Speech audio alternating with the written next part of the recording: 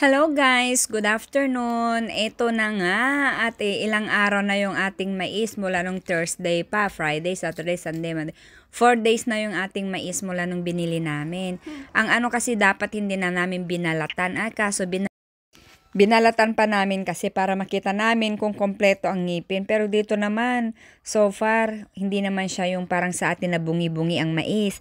Dito guys, napakabata ang mais, napakamura.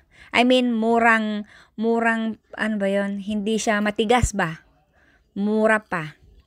O, ayan. So, i-steam lang natin para yung lasa hindi mapunta sa tubig. So, ang ganyan ang ginawa ko, guys. Parang nasobrahan ko pa nga kasi pagkaluto niya parang kumulubot, 'di ba guys? Dapat hindi yan kumukulubot. Sabi naman nila dahil mura pa kaya yan kumulubot siya. Kaya ang tamis guys. O tingnan niyo may mga itim-itim na kasi parang matagal na kung tutuusin. Kaya dapat pagkabili niluto ko na para hindi ganyan. Pero super tamis guys, as in ang tamis.